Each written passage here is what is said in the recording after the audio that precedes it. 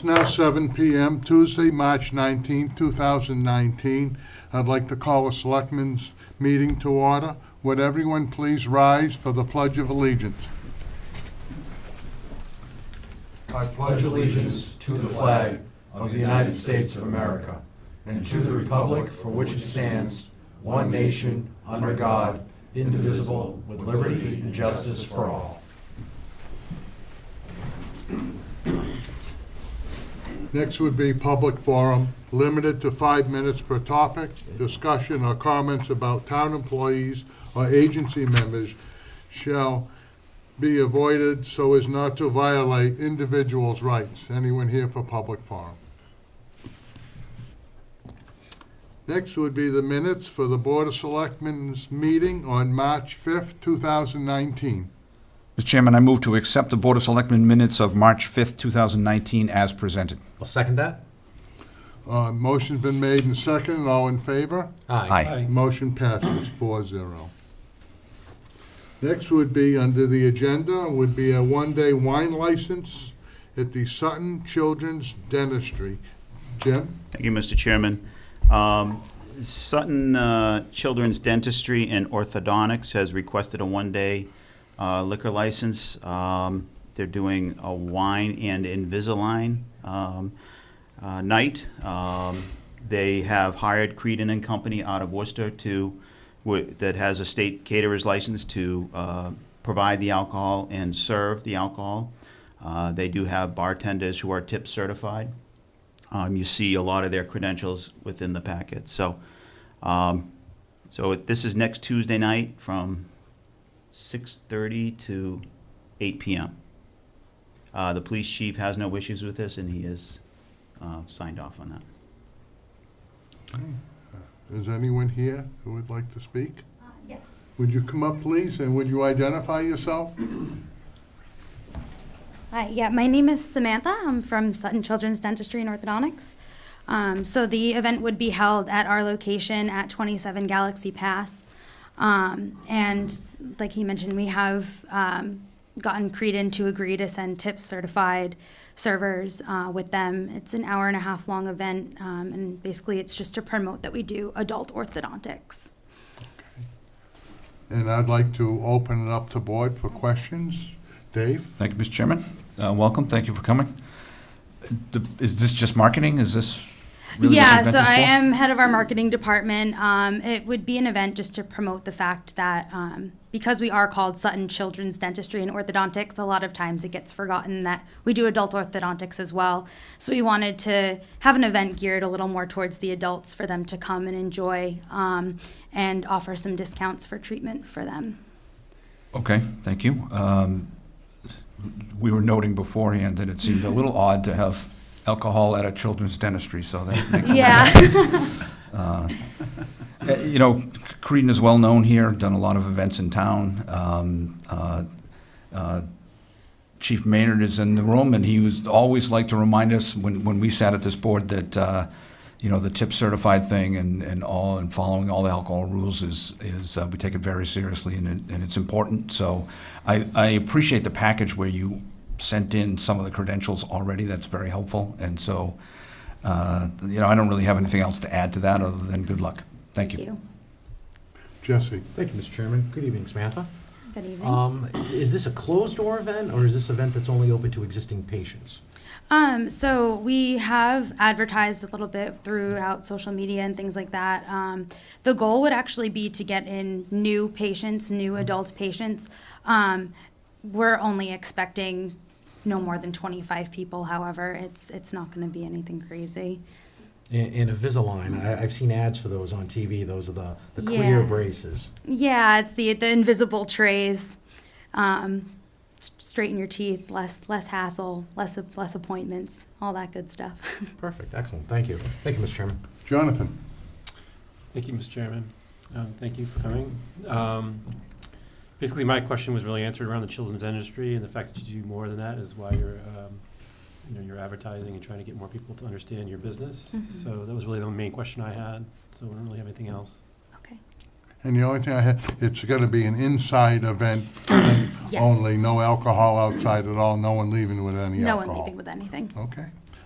I have no more questions, and we do have a motion on the floor.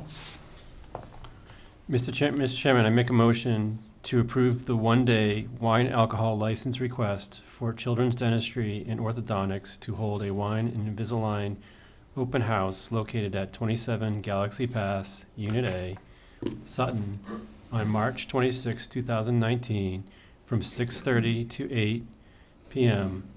Creedon and Company, catering to provide the Serve Safe certified bartender. I'll second that. The motion's been made and second. All in favor? Aye. Aye. Motion passes 4-0. Thank you for coming in. Thank you. Thank you. Good luck. And we're gonna sign your license, and you'll be able to pick it up in the manager's office Tomorrow. would be tomorrow. Okay, thank you. fine. Thank you. Next would be, under the agenda, would be appointment as associate to the Historical Commission. Jim? Thank you, Mr. Is Mark Brown here? Can you come up, Mark? Mark has asked to be on the Historical Commission. I believe he's attended a number of meetings, and there are some, Keith Downer, I think, is here from the Historical Commission. As you know, when the charter was passed a couple of years ago now, it provided, actually, July of 18 it passed. I actually know that date. It actually provided additional associate members on all boards, so you can have up to 3 associate members, and this is great that both the Conservation Commission and the Historic Commission are getting associate members that would like to serve. The term is, there is no term on this, it's just an associate member, they have this, and when there's a vacancy, they are generally considered for that vacancy. Mark, welcome. Yeah. Mr. Chairman. Would you please identify yourself and tell us a little bit about yourself, please? Sure. Name's Mark Brown. I've lived in town for about over 30 years now. I was born and raised in New Hampshire in a town not unlike Sutton. So I was glad to get back here. I was introduced to the town through my wife, April Eaton Brown.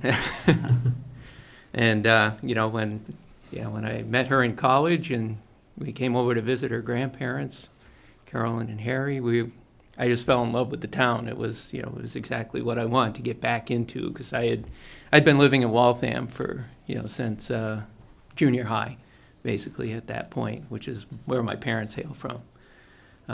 I've always been interested in history. I've been interested in the town and sort of maintaining the town as the flavor of the town as it is. So I like to keep the historical aspects of it and the agricultural aspects of it sort of in the forefront.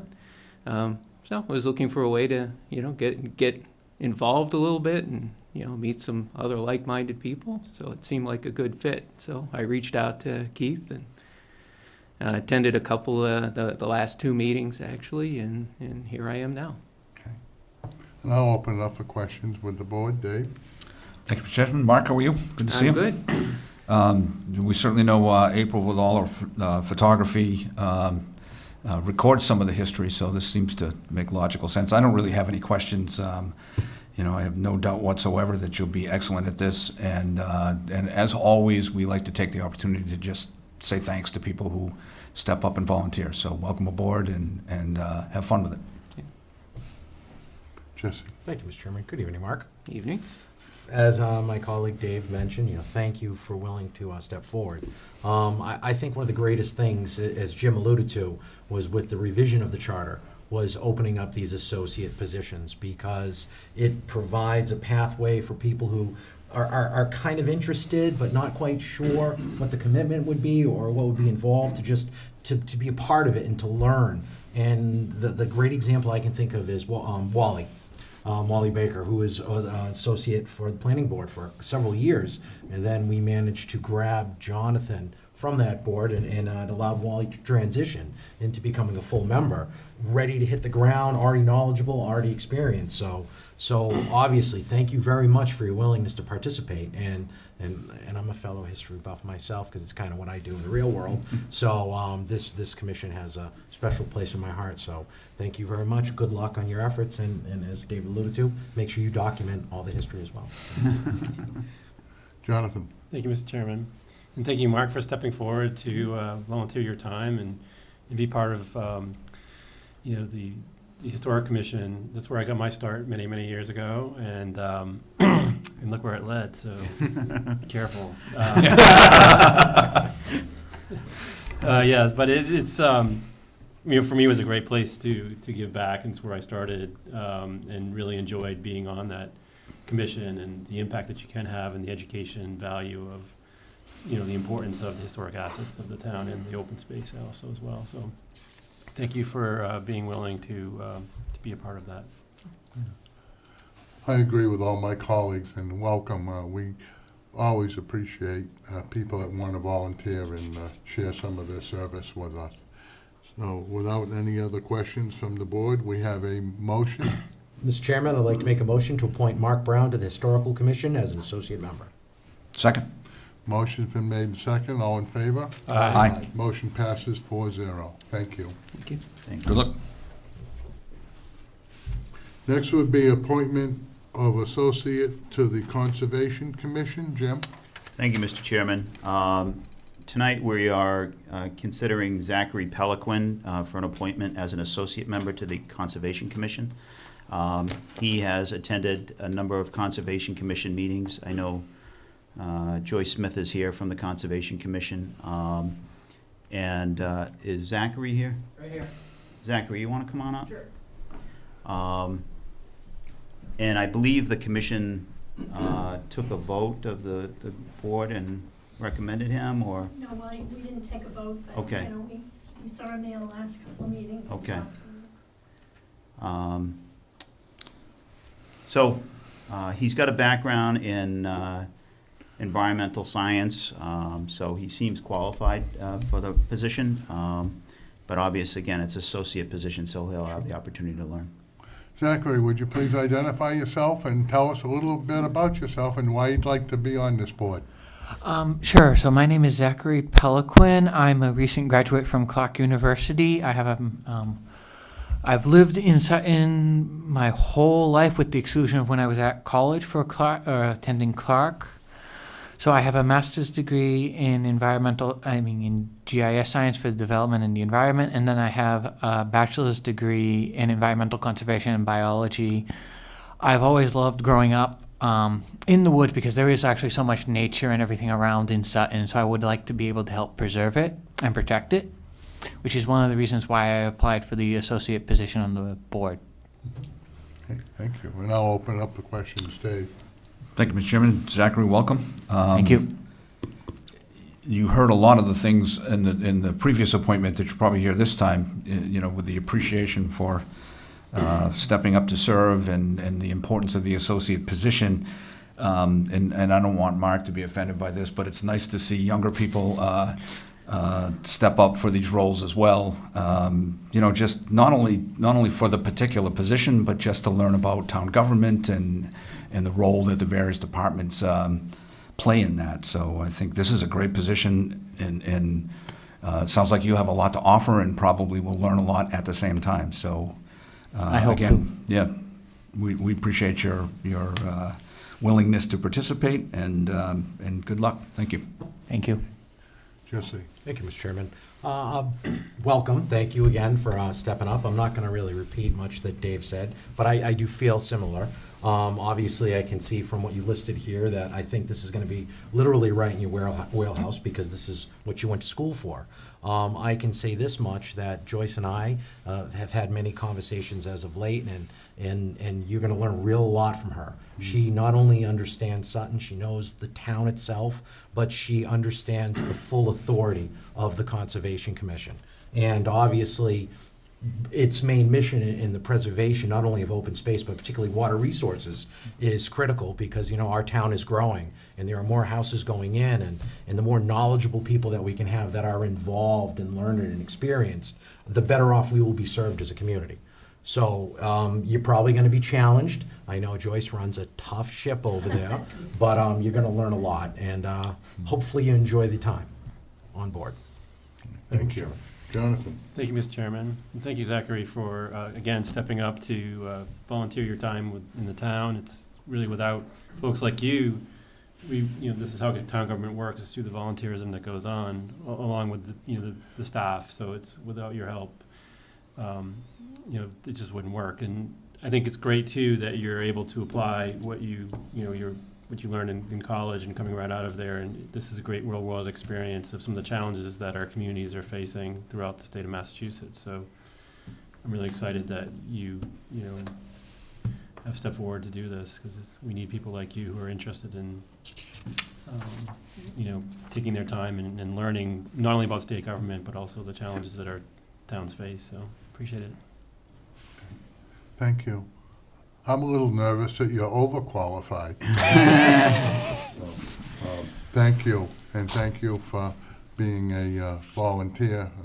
We like that, and we're sure you can bring a lot of knowledge. Joyce, you had a question? Well, I'd just like to say that, thank you for volunteering, and it's kind of a family tradition for some of us, because it's in the family of service to the town, and his grandfather was Tony Ogier, who was a selectman in town. So, and I had his mother in biology, so I kind of feel like I'm a grandparent now. But I am glad to welcome him, and I am in the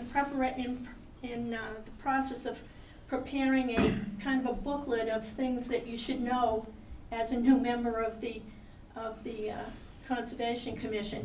And I'm going to pass it out to some other people too, because I've been putting all of this stuff together, and it should be notified somewhere. I mean, it should be in a booklet somewhere for new people to come in and look at, and so that's what I'm in the process of doing. Thank you. Thanks, Joyce. We also have a motion on the floor. Mr. Chairman, I move to appoint Zachary Peliquin to the Conservation Commission as an associate member. Second. Motion been made and second. All in favor? Aye. Motion passes 4-0. Thank you. Good luck. Thank you. for coming in. Next on the agenda would be the Veterans Agent, LTC, Kyle Bradshaw. Jim? Thank you, Mr. Chairman. You folks have met Carl Bradshaw in the past. I'll just give him a little bit of an introduction.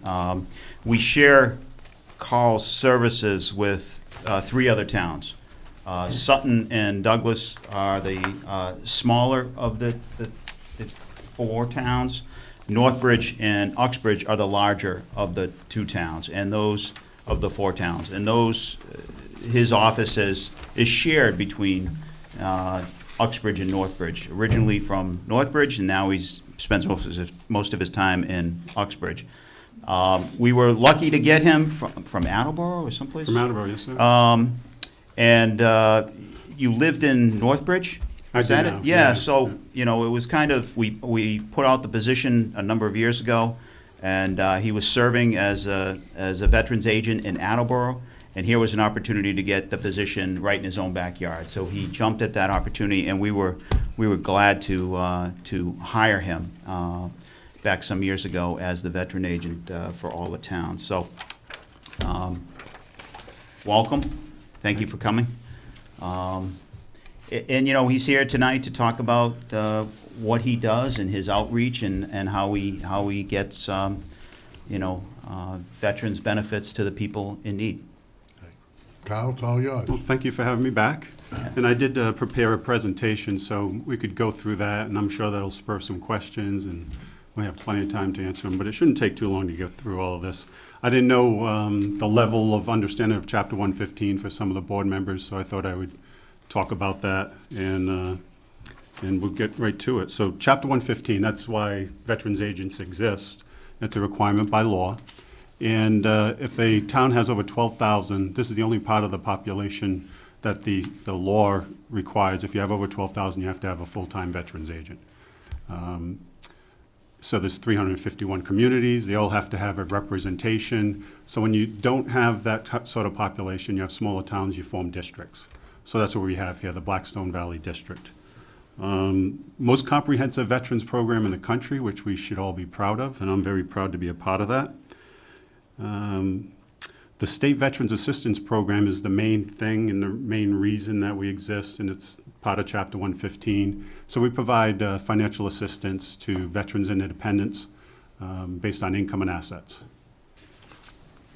And the way this works is DVS has an authorizer up there. I put all the information into a computer. I scan in all the paperwork. The authorizer looks at it, approves it. We do this either on a 3 or 6 month basis. And the calculations are all done by the computer, so I don't have to worry about that. And then once that is approved, it's a request for reimbursement. Then a year later, 75% of those funds that the town paid out in veterans aid is sent back to the town. So you get 25% of the bill in the end. Yeah. And then this is the busiest time of year. We have to recertify our clients. And I'm happy to announce that Sutton was the first one where all the clients brought on all their paperwork for the year. So that was a good deal from Sutton. The district was formed in 2005, so it's been around for a while. And it used to be hosted by Northbridge. Just before I came on board, they moved it to Uxbridge. So the host town is Uxbridge. And I do have a satellite office in Northbridge. I'm there on Wednesdays. That was part of the deal of Northbridge giving up the office. So the salaries and expenses are shared by all of the towns. And Douglas and Sutton share 17% of our salary and expenses each, and 33% come from Northbridge and Uxbridge. And then each of the towns pay their own separate Chapter 115 Veterans Assistance Aid. And then I got a slide here that talks about the district. If you want to get a feeling for it, there's the numbers on the top are the number of clients that we support on a monthly basis. So you can see Sutton right now, we're at about I'm looking at about $84,000 for this year, and there's 11 clients. And over the last 3 years, it's been pretty steady, 9 clients, 10 clients, 11. Same thing with Douglas, a little bit less, but 14, 11, 10 clients. If there's a trend here, it's in Northbridge. We moved away from there, and those numbers have started to go down, both in number of clients and amount of benefits provided to their citizens. And Uxbridge, as you could probably understand from proximity, Northbridge used to pay the most out, and now that I'm in Uxbridge Town Hall every day, they're going up. 24, 23 clients, and probably going to break close to $140,000 this year in Uxbridge. So that gives you a feel of the different towns and the amount of money being spent in aid and how many clients in each of the towns. And then Sutton, I go into a little more detail. You can see we went up from FY 15, 16, and 17. You can also see that the number of clients didn't necessarily rise with that number. And that reason is because the amount is based on their circumstances. So a client could literally get $0 in a given month. They might just be on medical only where we pay their co-pays for certain things. So if they have no co-pays, they would get 0. If they were a family of a husband, wife, and 3 kids, that could be as much as $2,000 a month. So in the case of Sutton this year alone, we had one client that came on board, moved from another town, and was one of those particularly expensive ones, $1,600 a month. And that kind of caused the budget for Sutton to spike this year. He worked with him for several months, and he's back on active duty. So I worked with the recruiters, I worked with him, encouraged him, and he's been gone for 2 months now. So January was his last one, and now he's back to having a career, and I consider it a pretty good success story. Yeah. Well, One that's of- rewarding. Yeah. VA claims, if you look at that slide, it's a little busy. I would say this is one of the things, I've been a professional either in the military or serving its veterans for 38 years straight. I consider this one of my greatest achievements. So over the last, from 2015 to 2018, the VA doesn't put these aggregate amounts out all the time, but those are 2 data points because I came on board in 2015. Over $2.4 million extra are being brought in to the 4 towns since I took over. And what that means is VA disability claims, pensions for those who need financial assistance. It includes dependents. So for the entire district, there's approximately $8,700,000 that of federal money, non-taxable, that comes into the 4 towns. That's a pretty good number. And that's risen almost 2.5 million since I've been here, a 40% increase. That is while veterans' population is decreasing at almost 2% a year. And they expect that to happen for the next 20 years, 2% a year going down. It's around 4 or 5% in this area. So about 2,500 veterans we support in the 4 towns. So just for the people that are listening, what you're saying is the outreach program to reach out to people and find those people that need benefits is resulting in bringing a lot more people into the system, even while the actual population of veterans is declining. That's part of it, and the other biggest part is the way we process the claims, the expertise we've gained. I became an expert when I did my own claim. All right, so I'm a disabled vet, so getting them through every step, doing the claim form, mailing it in, all of those sort of things, following up, helping with appeals, that's made a lot of the difference. Now, every time you help one of these veterans, they know 2, 3, 4 other veterans that they go. Sure, yeah. Oh, Joe told me to come see you, you just helped them last week. That happens all the time. Yeah. So that multiplication of helping veterans just keeps on growing, yeah. And if I could, just more on the slide, it also looks like the number of vets that are receiving services has also gone up at a lower rate than the additional revenue that you've brought in. That's right, that's correct, yes. Yeah. So 144 new claims. Now, the thing is, this is aggregate amounts at both ends, so we might have lost 100 and gained 244. Right. You know what I mean? So, but that's, yeah, a total of additional people receiving benefits after those 3 years. Professional development and certification. So we are required to be certified by the state. It's part of the law a couple of years ago. And so we take a test every 3 years. I just took mine in October. And I first had to pass state certification exam. But I was thinking about PAT, and I didn't know if that was necessarily true that it was going to be passed. We all pass it. Then I go to 3 one-week-long training conferences every year to put on by the Massachusetts Veteran Service Officer Association. And I also have monthly meetings with the Worcester VSO Association. And probably the most important is the association's network. So almost every day we get emails. Anybody need an electric chair, to here's a new part of the law, or this is what we're doing in this area, or the VA's got a new form. So all those things are coming through almost every day through the network. It's a really, really good network. Okay, so outreach, we're at all the town websites. Most of our referrals come from either veterans I've already helped or from the senior centers. I also attend several community events, for example, at the VFW in Uxbridge this Sunday. We're going to be having a table set up and kind of veterans come together, and any information you need, we're going to help them. You know, I'll be able to help them with claims and kind of any other questions they have. And then I do monthly, third Thursday of every month, I go to the Northbridge Senior Center. I should say 95 to 98% of the clients and veterans I help are elderly. So I go there the third Thursday of every month.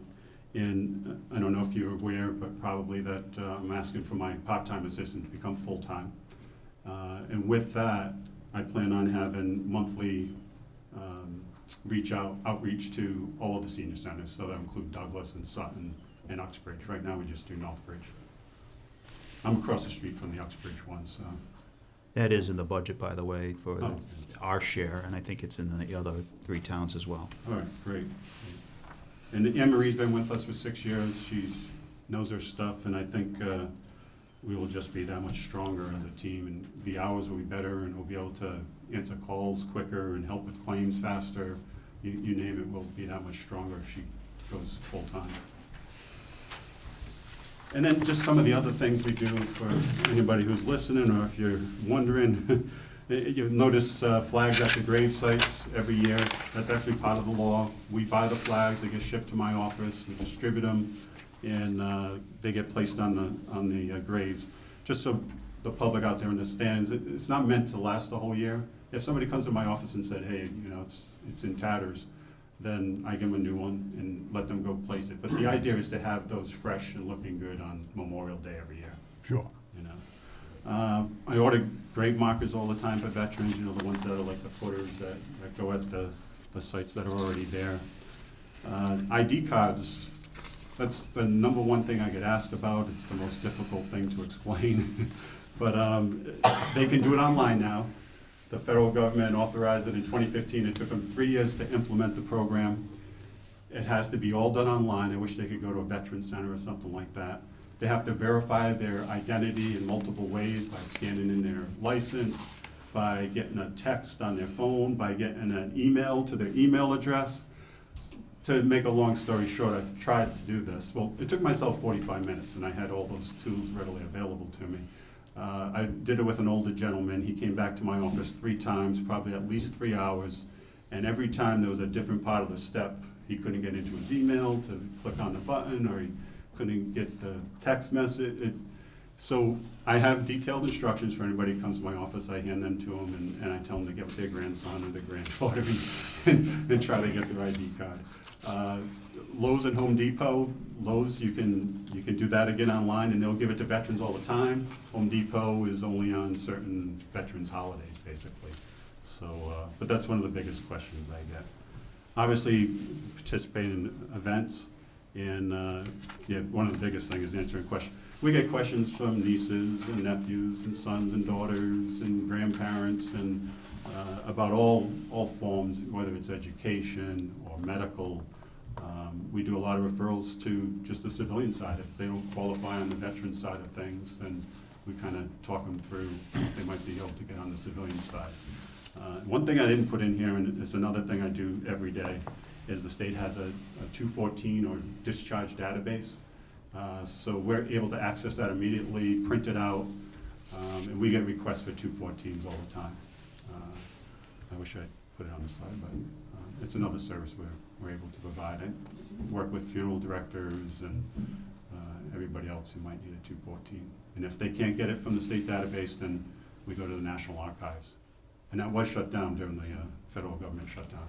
So there were some 214s I couldn't get from the National Archives. But with that, that's all I have. I'm subject to your questions. Thank you. I'll open up to the board. Dave? Thank you, Mr. Chairman. Carl, thank you for coming in. This actually, I think you're here because Jesse sort of suggested that we invite you here. So I appreciate that from both of you, actually.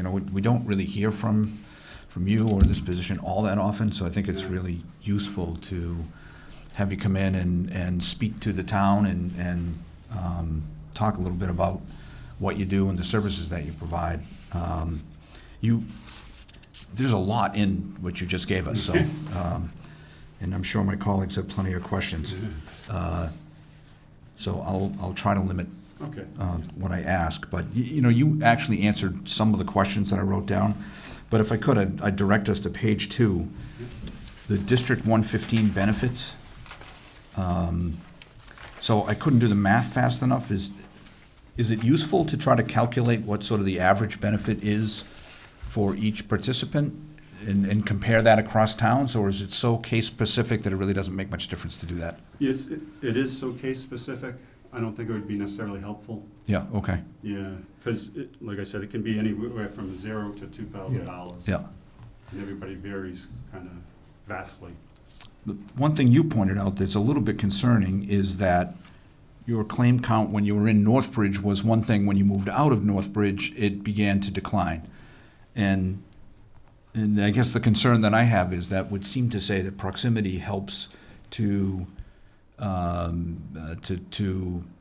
don't know, make your services available or known to people? Yeah, I think it does dramatically.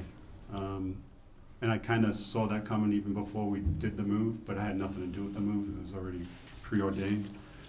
Part of when Anne Marie comes on full-time, is I'm gonna spend more time in the Northbridge office. Yeah. To try to fix that, because it has dropped dramatically. And we also, another data point in here is, you would see that Douglas in the VA claims went way up.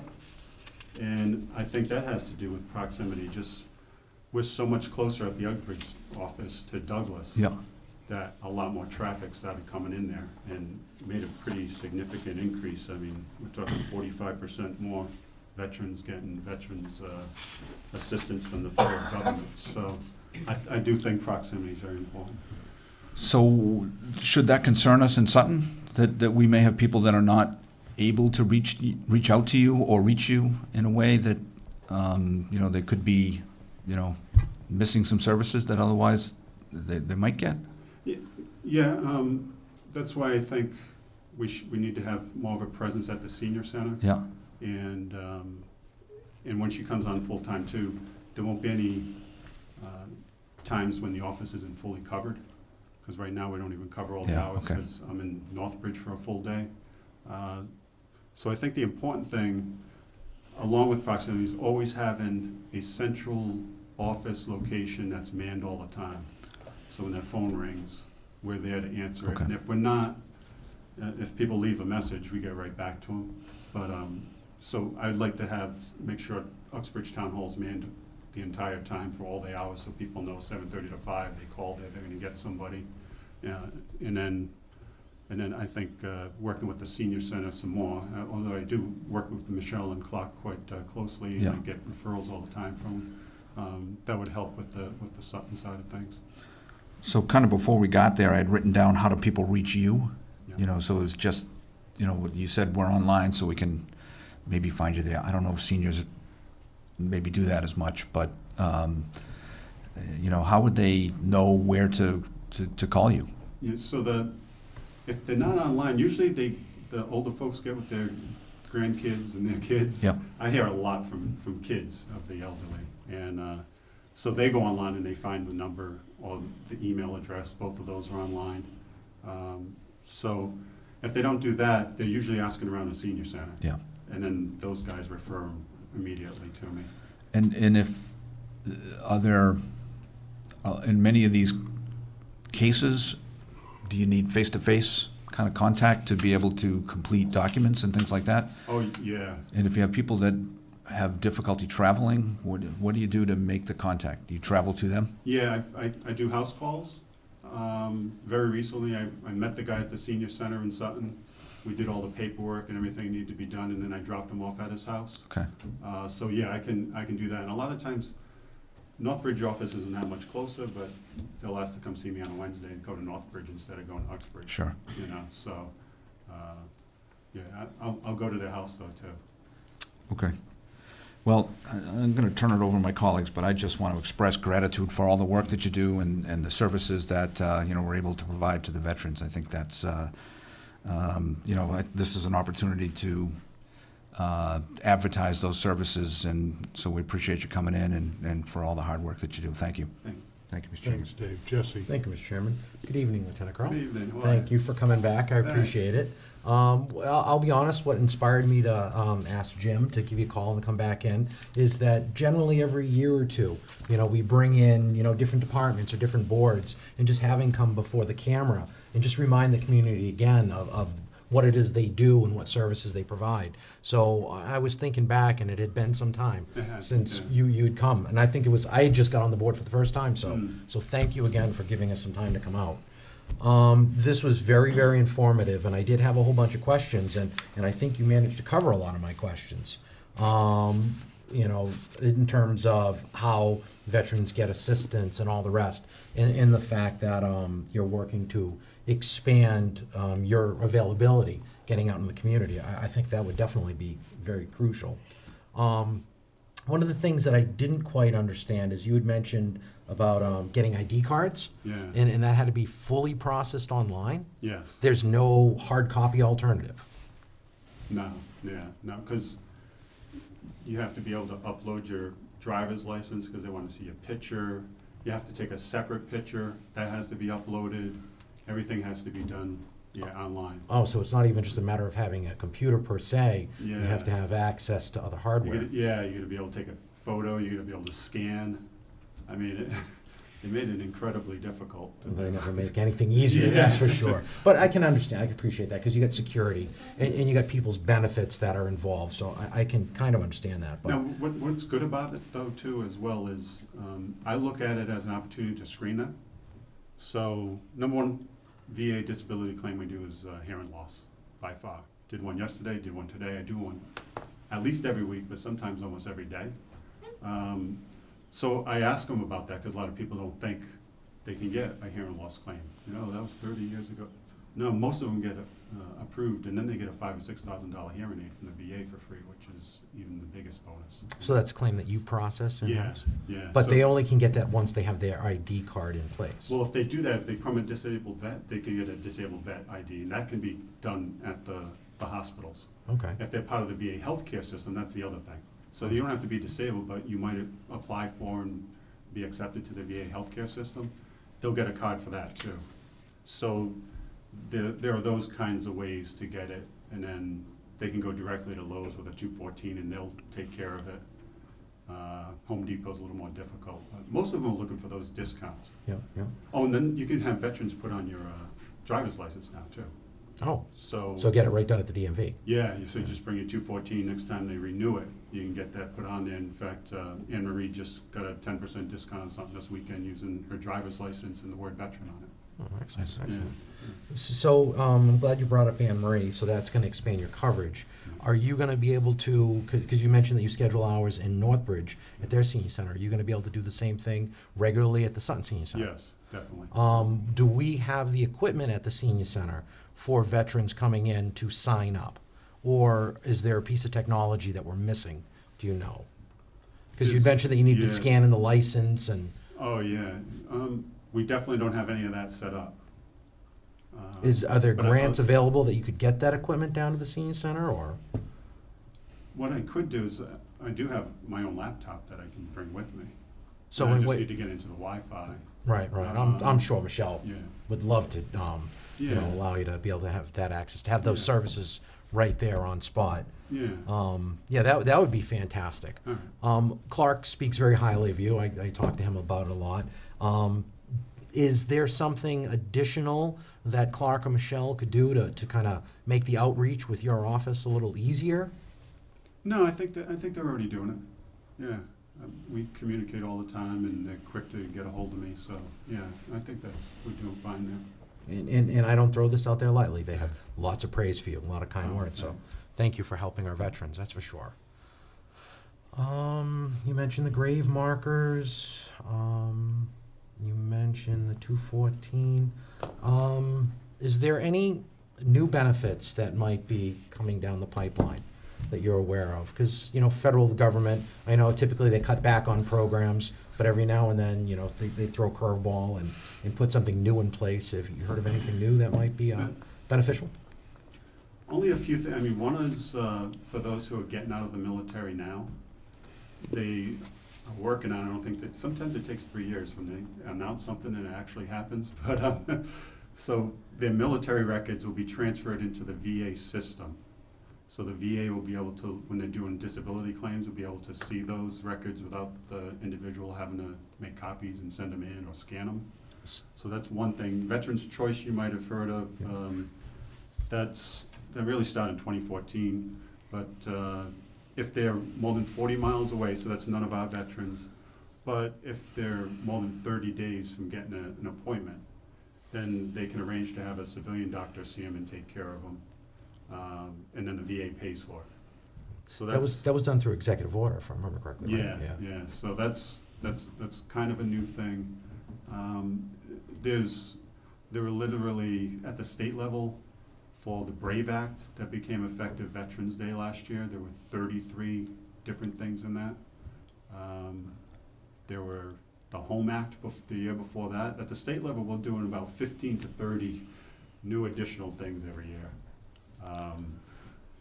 So those are kind of implemented as we go along. So if they change an amount on something, or if they just come up with a different policy.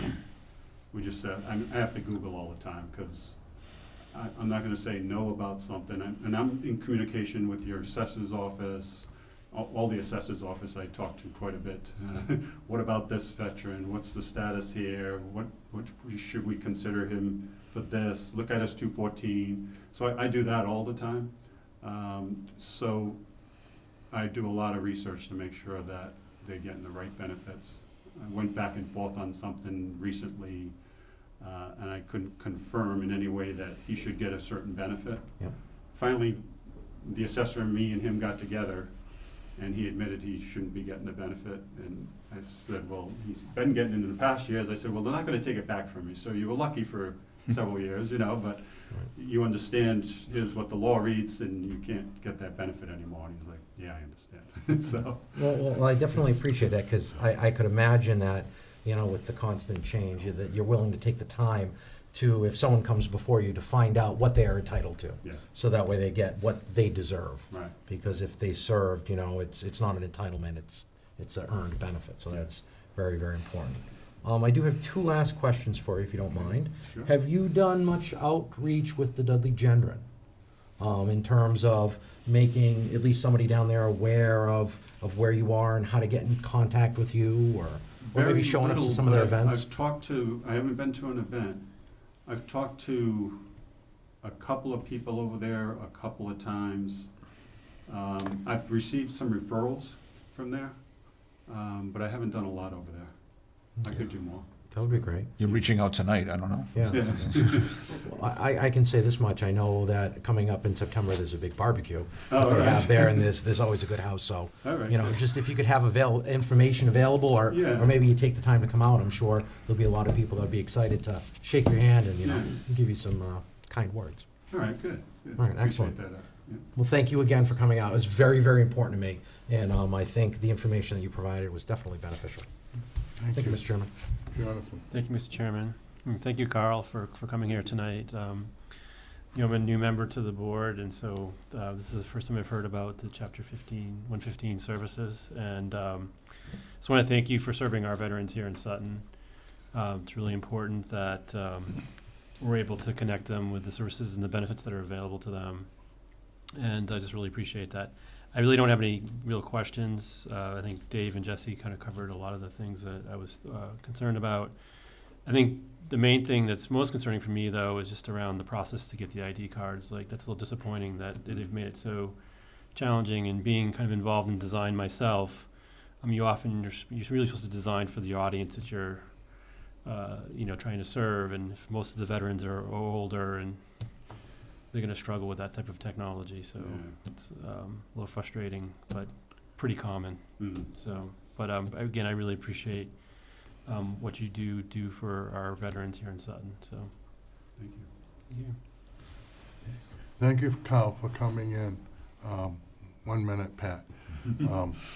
We appreciate that. Through the Sutton Senior Center, they have a lot of programs, so it's nice for you to get involved down there. But I would like to recognize Dave Carasias. He's the manager of the Dudley Gendron 414 Post and the Sons of the American Legion, and my hat goes to him. He does an awful lot for that organization down there. And one of the questions that I have, not that I need any titles, but I'm a funeral director's assistant approved by the state. And one of the questions that comes up quite a bit when someone dies, there's only a few days before we have the funeral, and they need the papers in order for the branches, Army, Navy, Coast Guard, Marines, to come out and do a proper burial service, and they won't come out unless those papers have been filed. Yeah. So I think, Dave, a lot of those papers are in your files for Sutton residents, Sutton veterans, and that's been all updated, and you've been conscious of that in the last few years to do that. But then if there's a database too, that's a real good thing to reach out to, because the families are so emotional at times. This is a good thing, and if they deserve a armed forces burial service, they should have it, Oh, definitely. So I tip my hat to that. And the other thing, as Jesse alluded to, get in touch with the manager down there. He will be most helpful to you, and if he can share some time and a table down there. They have their meetings on Sundays a lot of times. And Dave, maybe you'd like to invite him down sometime and just get that ball They've helped us before. rolling. We had a So, veteran in need, and we called them up, and they gave us a it just pretty good checks and balances, donation. and because with your services and what we have to offer as this town with our 414 post, we're very proud of that, and we know they do a lot for our town. Yeah, great. Thank you. Thank you for coming in. And thank you all for your support of If our I may, veterans, too. we had Appreciate it. Pat from the audience has a question. Hi, I'm Pat Morris. I'm on the finance committee, but I'm also the veterans agent in Hopedale and in Upton. And I do Shine Counseling, which is Medicare counseling, and Sutton is my number one place that I go there. I'm there two days a month, mainly working with seniors. But one of the questions that we ask as Shine counselors, every single person that we see is, are you a veteran? Is someone in your family a veteran? And if they are, and especially here in Sutton, and also Sutton gets a lot of referrals in from Douglas, I have a stack of Carl's cards, and I give them a card, and I say, why don't you give them a call? You never know, it might be something. And since I'm doing healthcare reviews and that too, the number of people who I've been able to refer to Carl that he's gotten into the VA healthcare system, which has helped people with their, especially their pharmaceutical needs, has been tremendous. So he's got more experience than I do. I got a lot of my training when I first started. I went over there. He's on my speed dial. I call him more than you, Jim. So I call him for help. and I do the Medicare stuff, and he does that. The number one thing that we both do, really, besides the 115, and between my two towns, I have 21 clients. So the 115 is very important, but I do more VA claims than anything else, the same as Carl does. And it's unbelievable the issues that they have and what you do. So we have a very, very good network, and you talked about the information. We do a lot of burials and that too. When you're working on VA benefits, you can work people from any town in the state, anywhere outside of the state, because it's VA. If it's 115, you gotta go to the person who is appointed in that town. So if I had a 115 person, I gotta send them to Carl. But we do things all over the place. In Milford, there's a database for the state of Massachusetts. If you went into the military from Massachusetts, they have a copy of your DD 214. So I'm sure they know that from the post there. And so we use that a lot, and that's there. I'm only one vote on the finance committee and one vote when we go to the town, but I highly endorse taking the person full-time. We're there because we do a lot to try to reach out. I was at the senior center this morning and referred 2 people to Carl, so we do everything we can to do that. So thanks for letting us spend the time to talk to you. We're proud to be veterans, and we're Thank you for proud to live coming in in. Sutton. Mr. Chairman, do you mind if I just ask one question, just a follow-up question? And Pat, I'm glad you just mentioned that. Beyond the increasing the salary to bring her up to full-time, is there anything else that you really would need from us? Or is that No, kind of no, I the don't most think so. important thing, Yeah. to support that? Yeah, that and I'll coordinate with Michelle and Yeah. Clark for having a bigger presence at the senior center. Perfect. Yeah. Thank you. Thank you for coming in. Thank you all very Thank much. you very much. Appreciate it. Thank you. Next would be the town manager's update. Thanks, Jim. Jim? Thank you, Mr. Chairman. A few updates for the board. Pat was just here. I presented to the Finance Committee last Tuesday. They scheduled their finance and warrant public hearings. They're going to do it differently this year. They usually start in March, but they decided to hold off until April 22nd, 23rd, and 24th, which is a Monday, Tuesday, and Wednesday in April. Same type of schedule that you would expect from previous years. But I think that's just a chance to get all the issues dealt with, for the Board of Selectmen to approve the warrant, and then they're just hearing the issues for the first time. Really the second time, but they preferred it that way versus dealing with issues that were still in flux prior to the planning board, prior to other Board of Selectmen signing the warrant, and this will be better. We'll try it this way. I will present the final budget to the Board of Selectmen at the next meeting on April 2nd. Again, the budget gap has been closed and we are balanced. Addition warrant articles that we have in this town meeting. We're going to ask for a pilot for an addition for the solar farm on Oakhurst Road. NextAmp currently owns that solar farm. They're looking to expand, I think, northerly on Oakhurst Road, an additional 1 megawatt. It is appropriately zoned commercial, and they are looking to expand that. We're also proposing a compensated absences fund. We're going to fund it through free cash, the amount of $200,000. That will go towards dealing with people that retire with sick leave buyback. We did get rid of that language in contracts back in 2008. Town meeting got rid of that or capped it in 2006, I believe. But this is just the people that are still with us that have sick leave buyback time, and we want to account for it in a way that is in preparation for eventual retirements from the town. And I am also asking that town meeting approve a transfer of $200,000 from free cash to go into the general stabilization account. That will bring that account to $2.4 million. That is at the 8% goal that the Board of Selectmen set out a number of years ago. Even after we appropriate this amount of free cash, we still have a very healthy free cash number that we're going to turn back until 2020. So it's very positive.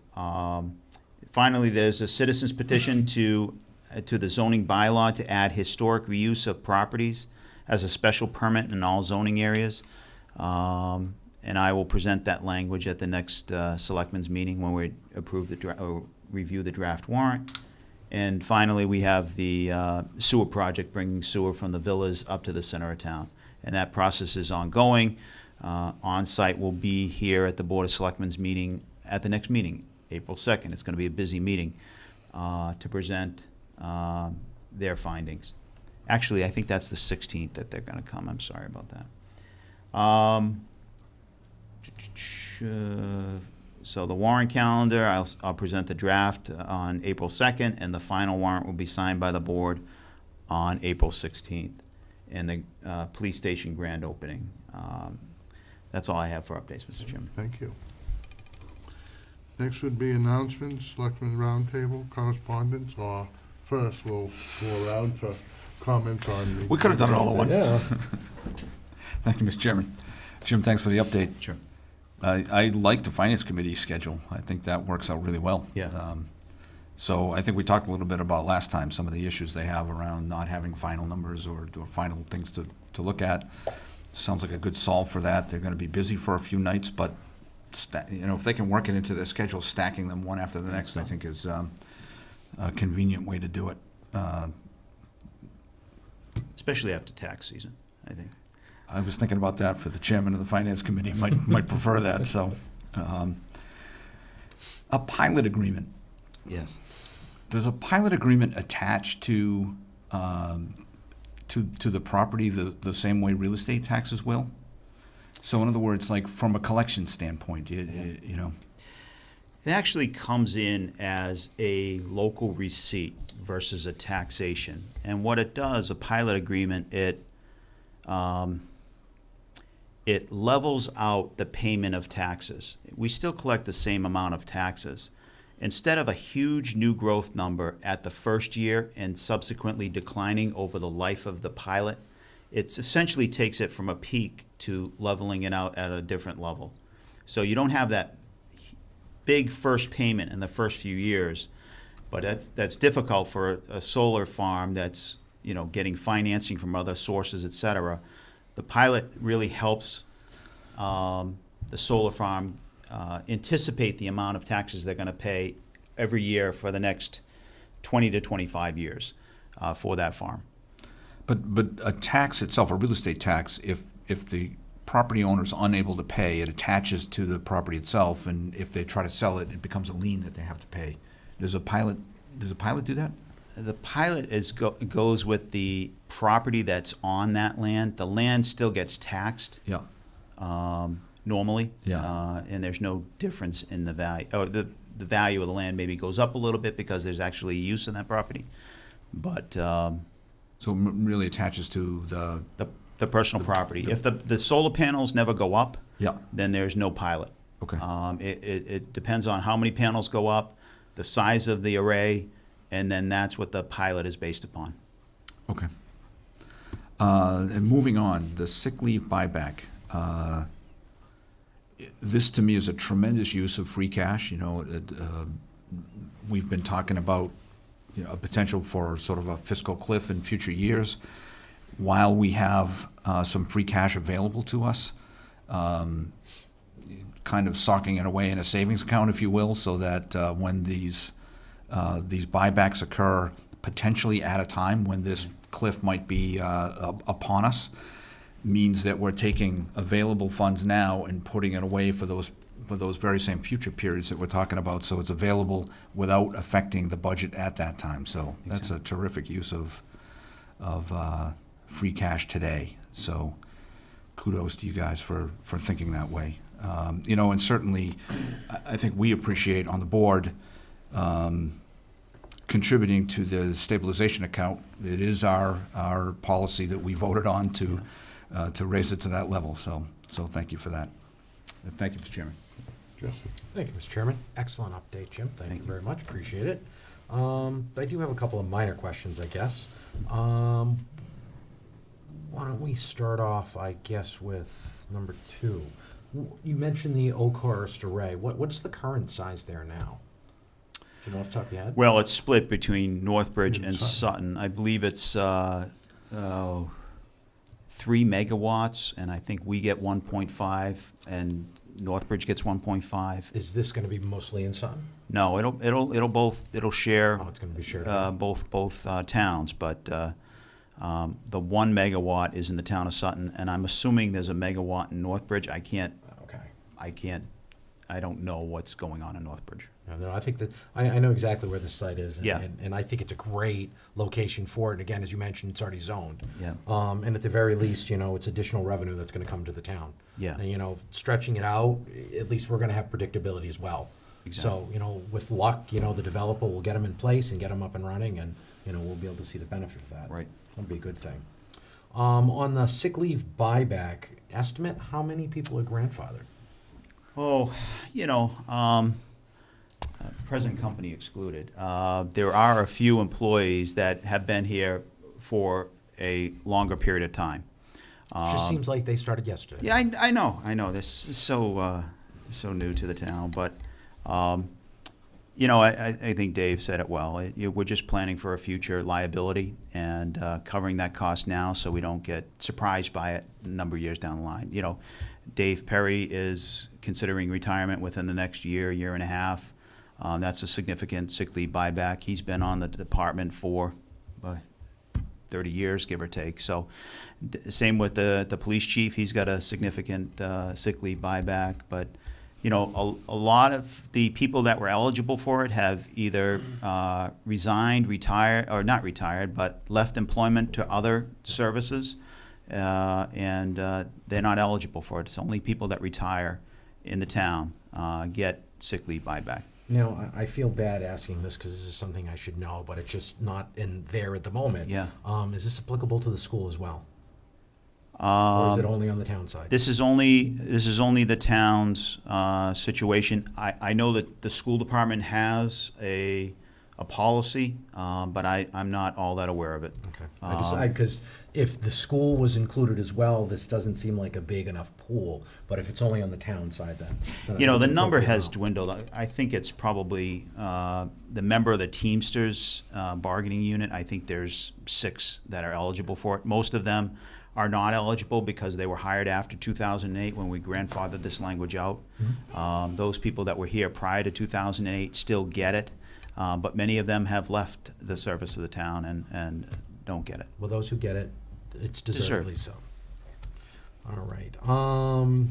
You mentioned stabilization a little bit.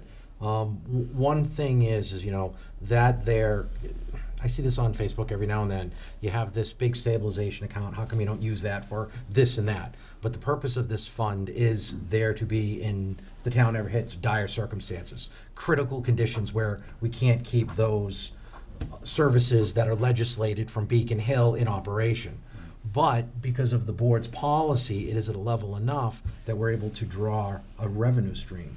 And that's part of our long-term goal. You know, we talk about a financial situation a number of years down the line that we're anticipating. This is potentially another funding source. You get it up beyond the 8%, and then you can use a certain amount of the interest. Don't go after the golden goose, but you can use the interest as an additional funding source. And I kudos to the financial team, because that's definitely thinking down the road, being able to put this in place, and kudos to the board at the time to put this policy in place. So again, it's just another highlight of this. You know, it's similar to a personal emergency fund. You want to have it knowing that you have that insurance, but you never want to have to touch that. Right. You try to cash flow your emergencies to try to protect that fund, and that's generally what we do with stabilization. And as Dave kind of spoke in my ear, I'm sure S&P appreciated seeing that. They certainly did, yeah. All right, excellent. I have no further questions. Thank you, Jonathan. Mr. Chairman. Thank you, Mr. Chairman. Thank you, Jim. A question I have around the pilot, so does this go for, how long does the pilot go? Is it 20 years or? I think the previous pilots were calculated out to 25 years. So 25 years. I don't know. We haven't hired an individual. The one that did the previous number of pilots for the town, I don't think is any longer in this business. So I've contacted the managers in the surrounding area and see who they hired to do their pilots, and working on that. So So it's pretty much probably the length of the lease agreement that they have? probably, Probably, yeah. And is there any risk, so I know we're leveling it out over the 20 years versus having it more of a higher in the beginning. Yeah. One of the risks that I think about is this changing technology, you know, they decide to decommission the field earlier.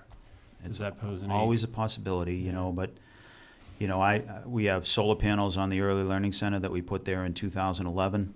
I'm sure there's a more effective option, but we're still getting the energy savings and collecting SRECs off of those panels. So that's for municipally owned, and I'm sure there's benefits privately owned that I'm not aware of, but I think those calculations are taken into effect. Okay, good. I'm interested in the citizens petition to change the zoning bylaw on historic reuse. Can you elaborate on that a little bit? I know we're gonna go into more detail next week. Yeah, we will. It's a petition that was submitted by a resident on Boston Road that's trying to protect an old historic barn. And this individual would like to have events at this historic barn, weddings and other types of events. So it's more complicated. Parking's an issue, certainly, for any use of this facility. So I don't know what this is all about. Ultimately, the individual would have the option of coming to the Finance Committee to explain why they are proposing this, and probably encourage that just to prior to town meeting, and have to explain it to the town, getting the word out sooner rather than later. Yeah, I mean, I see the advantage of, trying to be creative around preserving an older building. But on the other hand, I also see some challenges, like you said, around parking and around like noise and things like that. So Absolutely. we have to take that into account Yep. for the neighbors. But And I I'm assume interested to at least understand it. planning will vote on that, I assume, to recommend on that? I would think they would make a recommendation in a public hearing. And then as far as the sewer project, definitely supports the idea of bringing sewer up through the center town and eventually onto the schools. I think the only major kind of concern that I have that we may want to think about is what are the potential unintended consequences of now running sewer through and now potentially opening up the possibility for more pressure on building, right? So through this, we're coming right through this, the historic center of town. And so that's just something we probably want to keep in mind as we move forward, is what kind of mitigating steps we want to potentially take to protect this asset, because it is plausible that developers could start to, challenge our 2 acre minimums, or for land, based on the fact that a well in a septic system, and if we don't have that pressure anymore, it's something we may want to consider as we think about going forward. Is what are some mitigating steps we might want to take to protect this important asset at the center of town that a lot of people identify with Sutton. So it's just something that I've been thinking about based on my past experience and understanding of some of these challenges. Yeah, I mean, I think the sewer commission is meeting with the designer on site. They've done some presentations before that commission, and they will be here before the board on April 16th. Yeah. And I think it goes probably beyond. It's probably going to have some dialogue with the planning board to think about some potential mitigating steps, and even the historic commission, and working with Mass Historic. We've done that in the past, so. Yeah. Yeah, because once the center's gone, it's gone. Right. So it's something, I know when they were talking about building that over 55 in the field behind the largest house, the Mass Historic stepped in and did a lot of work with us to help kind of mitigate some of the impact to the historic nature of the center of town. And it went a long way into working with the developer to come up with a design that wouldn't have as much of an impact. So I think we probably want to look at this not only just from a sewer commission standpoint, but also include some of the other boards who have purview over that, to make sure that we're looking at this comprehensively. Sure. But I think it's absolutely necessary. It's just a matter of what do we need to do to make sure that we're protecting this major asset of our town, the center of town. So. Sure. Thank you. Thank you. Jim, I have no questions. Now, announcements, Selectmen's Roundtable, and correspondence. We'll combine them. Dave? Thank you, Mr. Chairman. Just one thing, Jim, it was in your update, and I just want to highlight it once more, is that the police department, the grand opening of the police station is May 4th, 10 o'clock. Yep. Thank you. Thank you, Mr. Chairman. I just have two. One, it's March, so it's March for Meals down at the Senior Center. Michelle Saucier uses that location to ensure that seniors who are homebound are able to get a warm meal, up to 5 days during the week. And I had the opportunity to go down and do my annual ride. I get to ride with Joyce Seaman, and we did the Sutton route, and I had a lovely time. And for me, who does this every single year, it was nice to see so many familiar faces. Got to go back and see some seniors, and they're like, oh, they remembered me, and it just felt good. So they're doing fundraising throughout the month. So if anybody, has, spare change, a couple extra dollars, and would like to help out the Meals on Wheels program, go down to the Senior Center, talk to Michelle Saucier. I'm sure she'd appreciate the donations. And secondly, I have to send little kudos out. BVT participated in their Skills USA program, and there were 200 students from the district that went. And while I don't know how many participated were for Sutton, I know that 2 Sutton students earned the gold medal. So he's going to kill me if he's watching this. I have to give props to my son, Justin Lemanik, who earned gold, as well as Nick Reed. 2 great kids that are in town. Nick Reed in particular is an Eagle Scout, and the fact that they were able to compete against vocational schools, throughout the state was a huge success. So I don't know if it's going to be in the paper, but, I just wanted to give him props. So. Nice accomplishment, Jesse, Jonathan? Thank you, Mr. Chairman. I have no announcements. Yeah, and I have none. Do we adjourn now and then ask for the executive session, or read this now? You will adjourn only to come back to open session Open session. to adjourn. To adjourn. So read this one Yes. now? Okay. Yeah. Under reason for convening executive session, to consider the purchase, exchange, lease, or value of real estate if the chair declares that the open meeting may have a detrimental effect on the negotiating position of the public body. So we do a roll call vote. Then we'll come back into regular session to adjourn. David Hall, aye. Jesse Lemanik, aye. Jonathan Anderson, aye. John Hebert, aye. You guys gotta go.